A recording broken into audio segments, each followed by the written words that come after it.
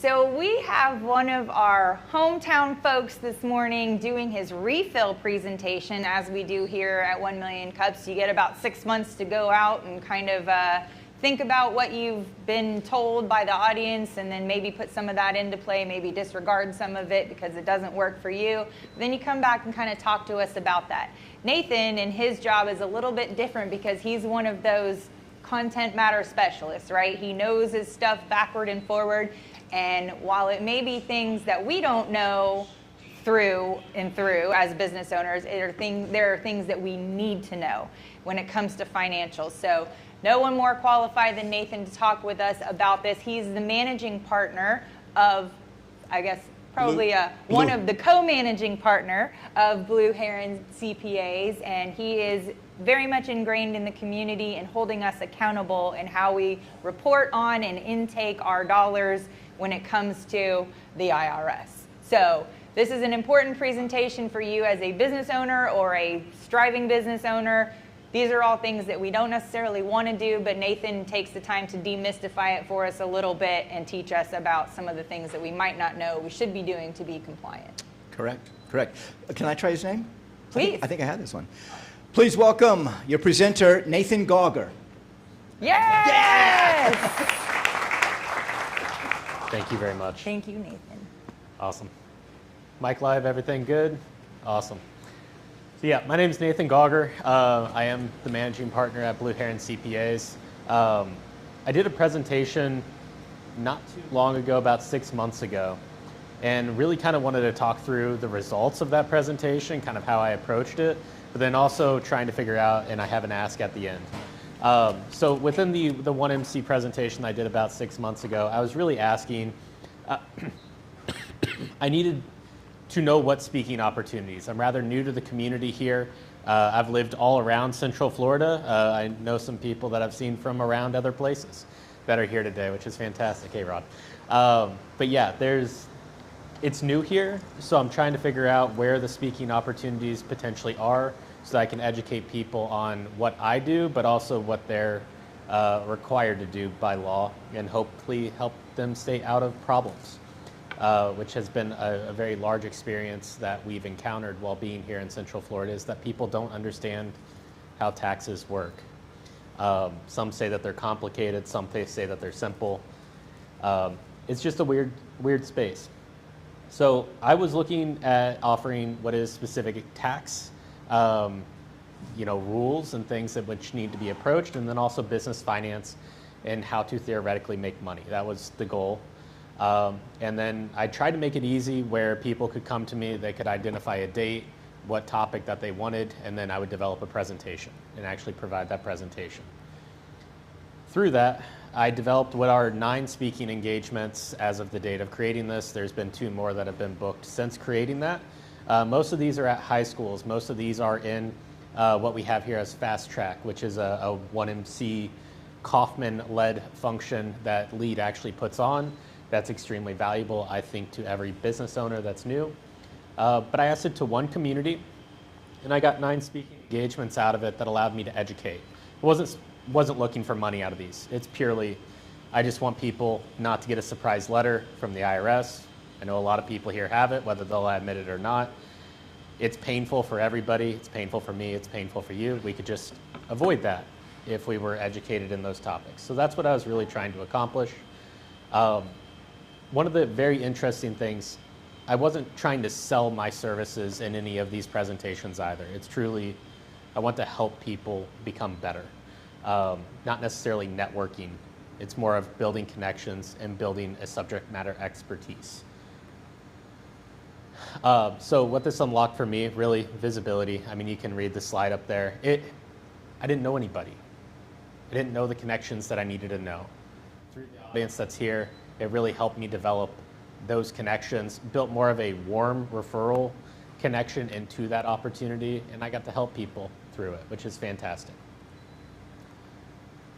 So who am I? My name is Nathan Gauger. I am the program director of the FICPA, which is the Florida CPA Society, I guess you would call it, but it's all of the CPAs in Florida. I am the lead of one of the chapters, which is the Central Florida chapter. I've been recognized as one of the 20 up-and-coming CPAs in the state through the Horizon Award. I do a lot of retirees. That's really where our niche is. I'm probably one of the top 20 CPAs specifically for retirees in the state and helping them go through how retirement needs to work. But then we also do small business. And with that comes a very generalized background in how taxes work and what needs to be known within taxes.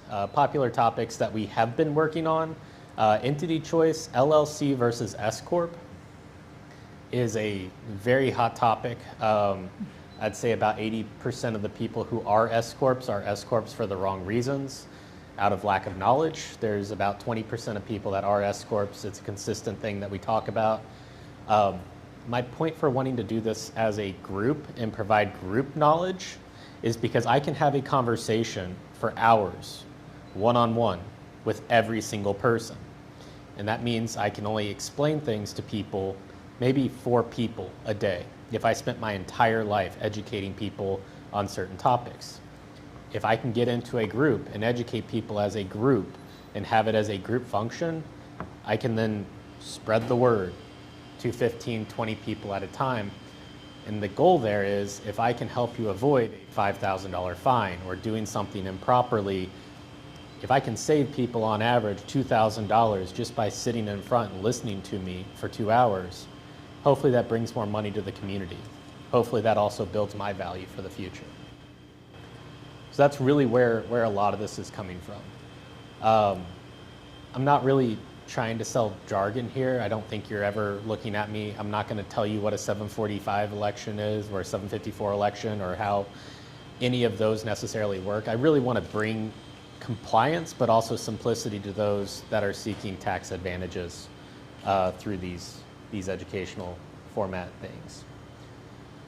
So my question to you, as I'm trying to develop these events, I have had the county up in Ocala pay me for events. I've had people with defined audiences that are coming on a monthly basis.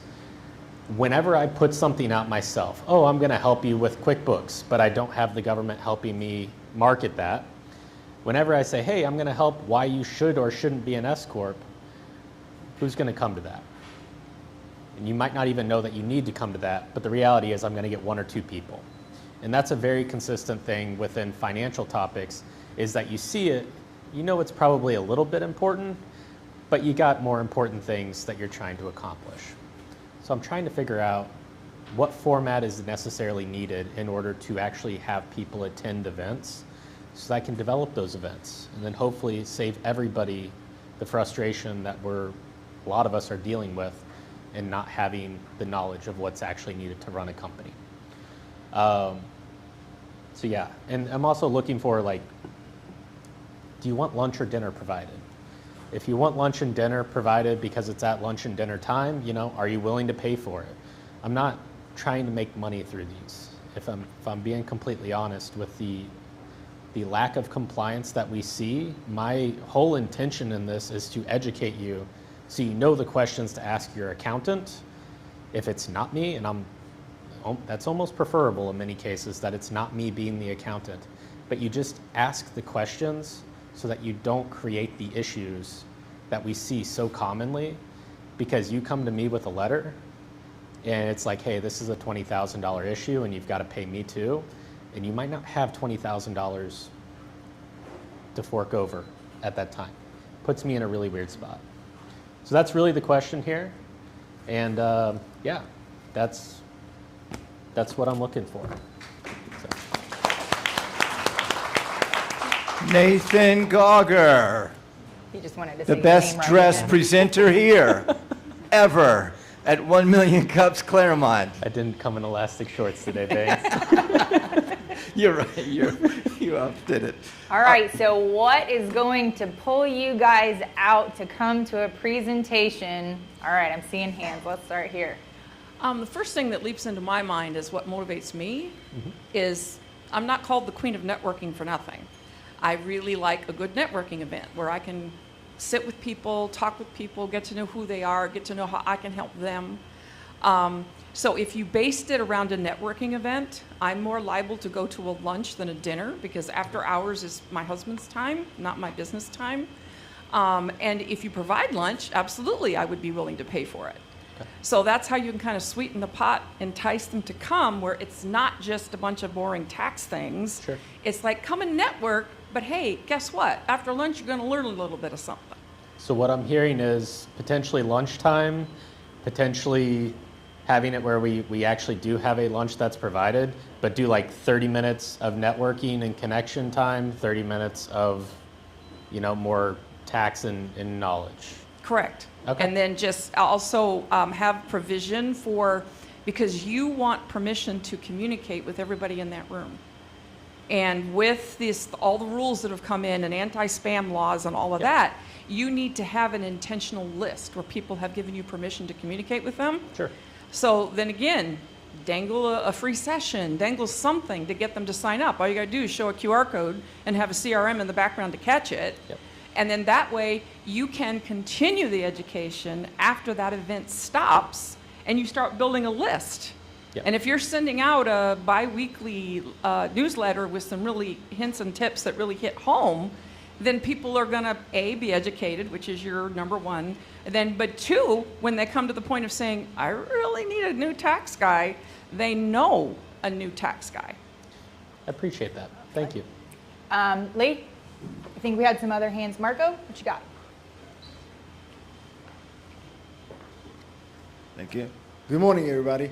You and I are in very similar shoes, it's the same industry. So whenever I offer somebody, hey, let's sit down and have a conversation about your financial plan, it's like, is it really on somebody's top of the mind, right? But the problem is that they don't know what they don't know. Maybe asking the right questions, just like, but instead of, hey, is it interesting for you to learn about C-Corp versus S-Corp? Or, I don't know, and I didn't come up with the best No, spiel, I hear you. But what I'm saying is like something simple as, hey, are you tired of learning about your taxes from TikTok? Would you actually like to learn how to save money? Sure. And protect your wealth? Okay. Money definitely works. I mean, lunches and dinners definitely, you keep them fed. They love that. Rod. Hey, Nate. I never take the mic, right?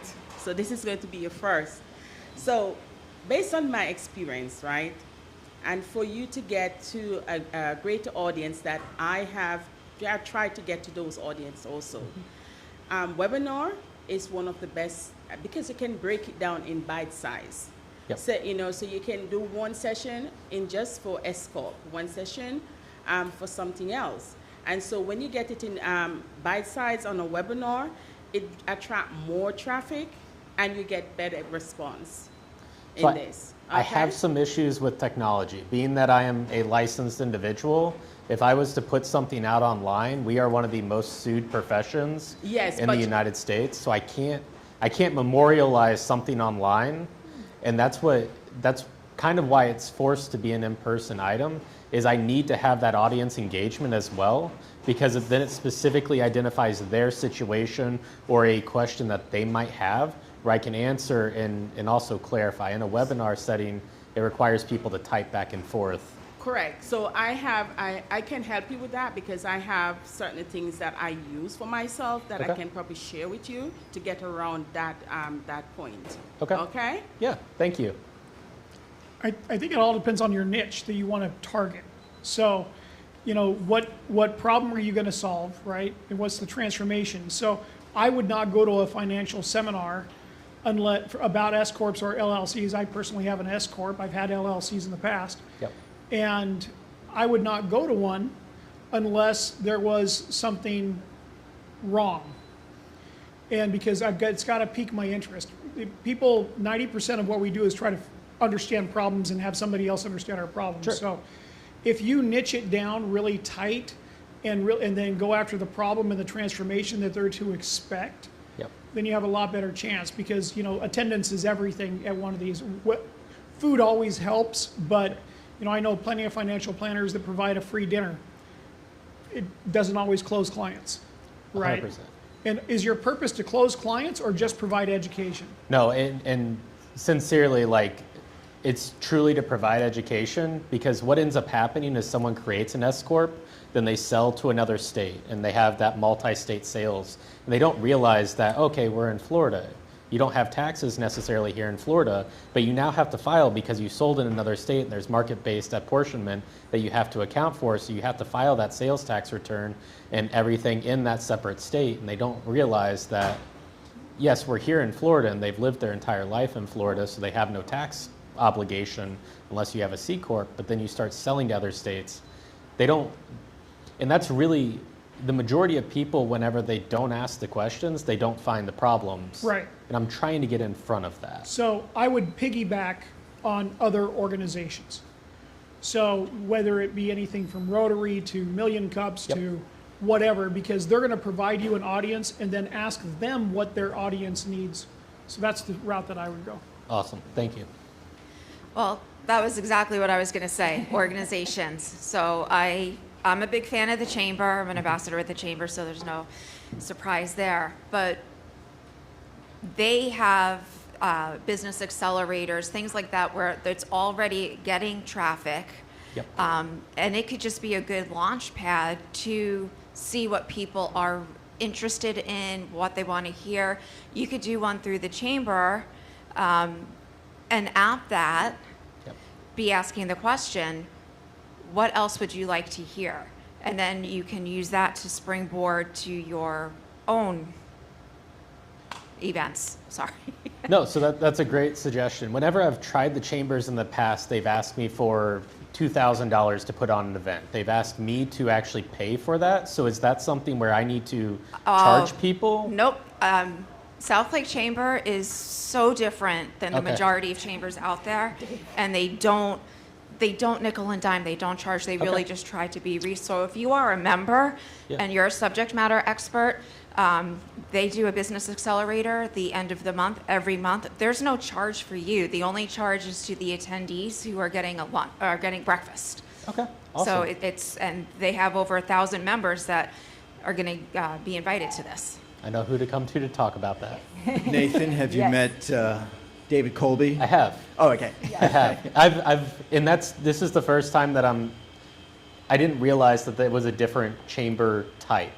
Because whenever I've gone to the CEP, whenever I've gone through a lot of these other chambers, it feels like it's very defensive as a sponsorship and a marketing opportunity. We're all separate organizations. Sure. We have the same name. Yeah. But we're all separate 501c6 organizations. So they are very, very different in the way that they operate. Awesome. Lee, Nathan, it's the same thing with Leesburg Chamber and Eustis Chamber, because I'm part of those chamber also. If you decided and want to go in and do a session with them, all you have to do is just be a member, right? And you can actually go in and do it. And I know in Leesburg Chamber, if you go in and speak to Siobhan or Sandy, they can probably get you in front of their people, even probably without being a member. Don't hold me on that, but you can talk to them. Okay? Awesome. Thank you very much. And I was going to say the same thing that Jackie said right when she got the microphone. I was like, what is that? The Business Accelerator Series. So I've actually attended some of those, and I think they're really good events because the people that sign up are actually interested in what you're speaking on, and they pay to come. Yeah. And all you have to do is provide like bagels, pastries, coffee, something small. Doesn't have to be a whole lunch or anything like that. Okay. And the people that are there are invested and want to learn and hear what you have to say. And it can be interactive. The couple that I've been to have been a little bit interactive with the participation of the audience and things like that. So I do think that would be really helpful, especially if they're not charging you to do it. And the people that are there, they're paying to be there. Yeah. And you'll meet more people. And it's in the morning, which a lot of people do want to get their networking and their stuff done in the morning first thing. And it's only the one time, and it's a few hours, like 3 hours, I think. Is that right? Is it 3 hours usually? You don't have to buy the table. We charge $10 because that's what the food costs. Yeah. And the other benefit of paying is when people get something free, they don't value it. But Yeah. when they're paying $10 to come, they don't want to let that $10 go. So that's part of the reason, but it's just a pass. We don't make a cent off of it. We just pay. Yeah, they pay. They have some skin in the game. They're going to show up. Awesome. Thank you. I'm back. Another thing is to look for people that are already putting on events that are looking for speakers. Yep. So I'm going to do a plug here. I don't know if this is right or wrong, but you can smack me after. Lenka opening up the founder space. I don't know the actual name of it. I apologize, but basically a take on a co-working space, but she's going to be putting on seminars and things like that, but that's a space you can use to do your own or coordinate with others. And she's just one of other organizations that are out there that do that. A lot of places are always looking to bring in experts. So you're reaching out then to their list, and so you can grow your list from there. It's been interesting because I think yes, I would love co-working spaces. Like whenever I look at something like a high school, we teach about the difference between what is a W-2, what is a 1099, how are they taxed differently. Whenever we get into like the fast track, I'm looking at entity selection and entity management, what filings are necessary. At some point, I would love in a lot of these organizational things, it kind of has to be more broad and overall. I would love to actually get into, if you're running an S-Corp, how do you build an accountable plan to properly reimburse your mileage and deduct your health insurance and then rent a portion of your house at fair market value to create the home office deduction, and how does that change with your using the Augusta rule? I can't get into that in many situations because it's too specific and too niched. But that is where the tax savings actually happen, which I've not seen a single company do. Like, there's not a single company that I've seen do things properly whenever it comes to an S-Corp. So I'm trying to figure out how to get that communication into the environment, because people feel like they're in a good space because they don't ask questions of their accountant, and then it just balloons.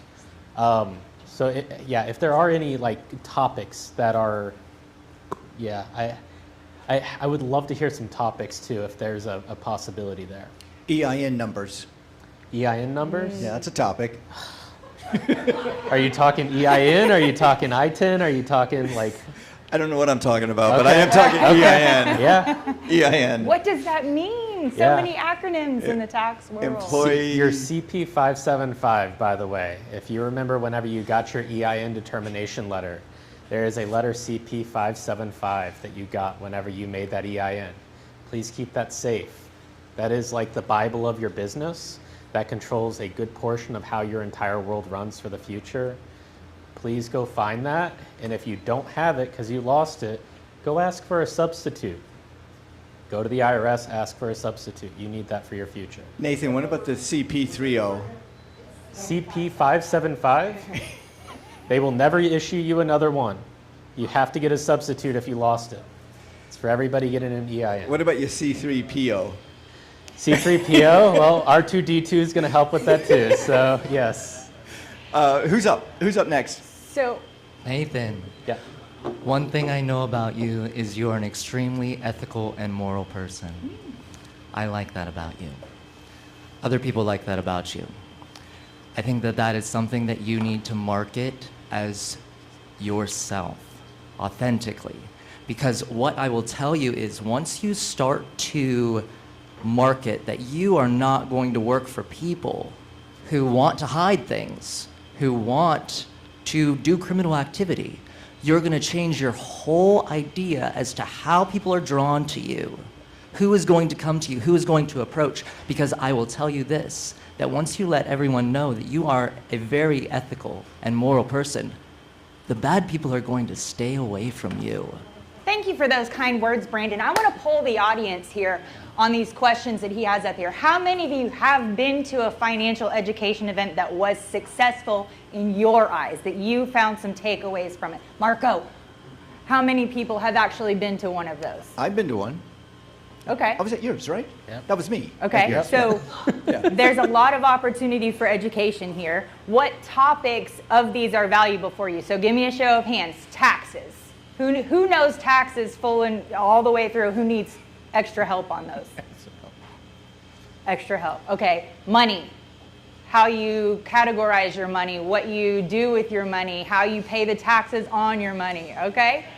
Everybody's, okay? Just consider my arm up. Okay, for all of them. Business operations. How many of you have a solid operating agreement for your company right now? If you don't mind me probing a little bit. Okay. Okay. Shall I let you go on the importance of an operating agreement? What is that? What does it mean? Why is it important, especially for small businesses? So an operating agreement determines a lot of how your world works as a business.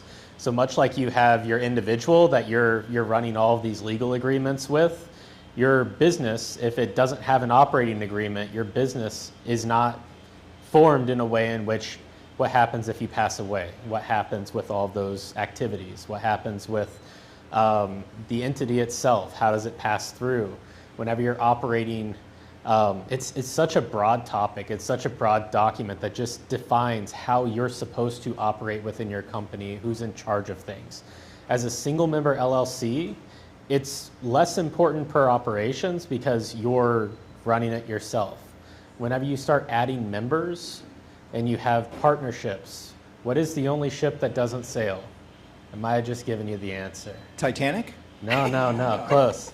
That one sailed. It did for a had little an bit, unfortunate not ending. long enough. A partnership, so an operating agreement helps define the rules of that partnership and how it's supposed to operate. And whenever it's properly defined, whenever there's a disagreement, which there will be at some point in time, that operating agreement is what you'll go to solve it. So many things to an operating agreement. Go talk to a lawyer. I know there's boilerplate things online.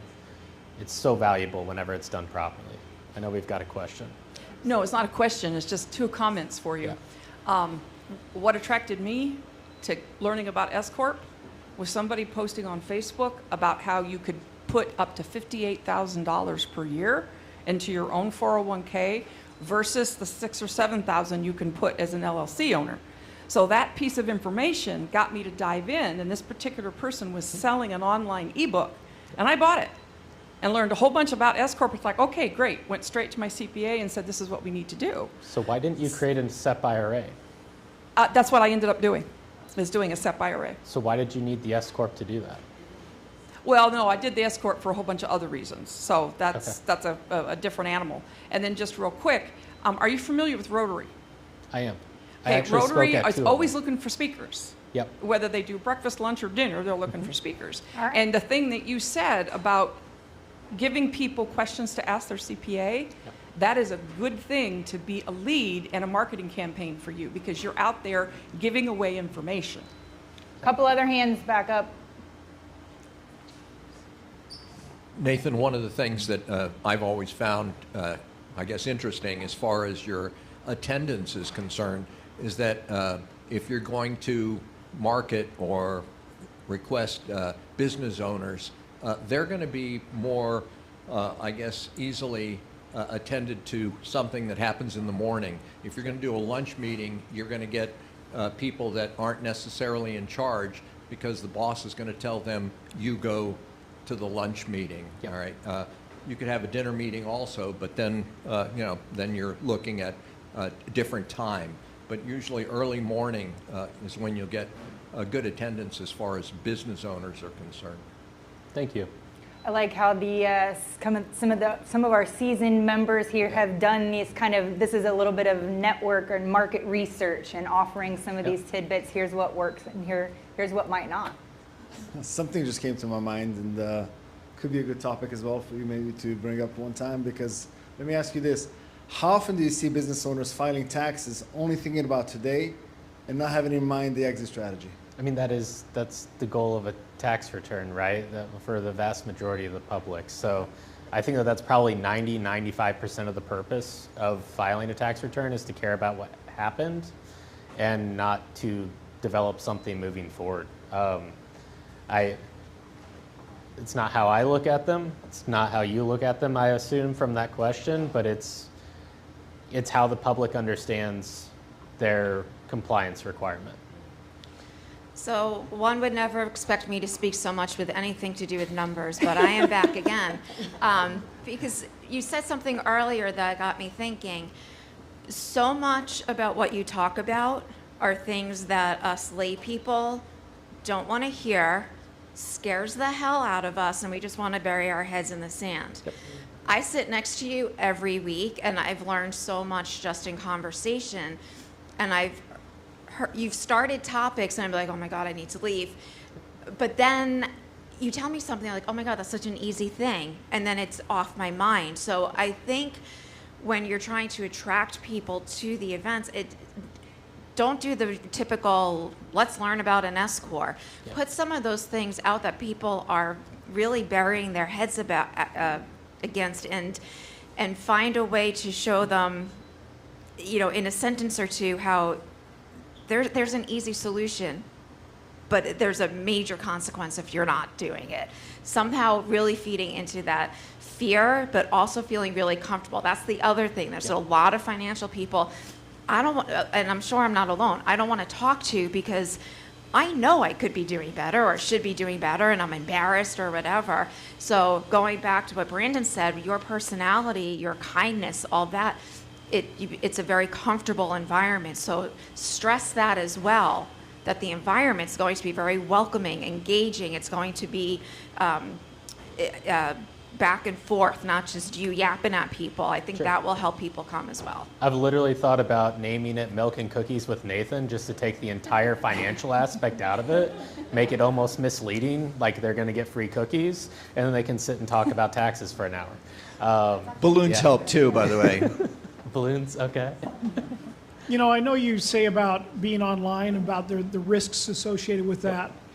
There's ways that you could do that, and to where, with the proper disclaimers and everything. Mm-hmm. And have you thought about that? Because your level of education, the impact that you could have, because I used to have a sales tool company for a tax company.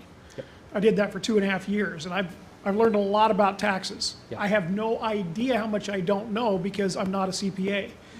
But there are plenty of ways to market your knowledge because you are a CPA, because you are accredited and you have that authorization that you can do that. Is that something that you just don't want to do, that you just don't want to have that exposure? Because you could have talking about impact, and it would grow your business tremendously because of having the online exposure. So right now the CPA license specifically, it has a mobility threat where me being a CPA and advertising as a CPA here in Florida means that if I put it online and someone in New York uses it, I also have to qualify as a CPA in New York for that client to use my own documentation.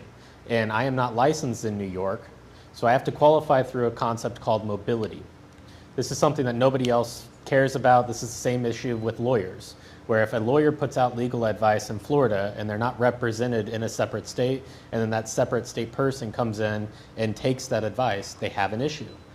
Right now, the CPA is kind of under this threat where the colleges are moving from a 150-hour requirement to a 120-hour requirement, which makes it so the entire nation, this is way over compliance standards for what's known, but I basically can't put it out online at the risk that I'm not qualified to be a CPA. Can't you just say this is for Florida only? Disclaimer? And that's kind of it may not always stand up. And that's kind of the issue. That's why you don't see it. I mean, that's why TikTok and all of the, do the Augusta rule and rent your house for less than 14 days and don't claim it on your taxes. That's why you see it on TikTok all of the time, is because a reputable person can't fight that information. A reputable person can't purvey the proper information of how to actually properly utilize that because they hold that liability. Whereas a person that has no education, has no certification, can just freely shout from the rooftops, go run, and you can't sue them because you shouldn't have relied on them in the first place. I hope that whenever you hear things online, your goal is not to trust what you hear, but to research further how to approach those items. That's the same thing that I hope in my presentations, is if I tell you something, don't trust me. I'm an idiot. Don't trust me. I'll say that I'm on recording right now. I'm an idiot.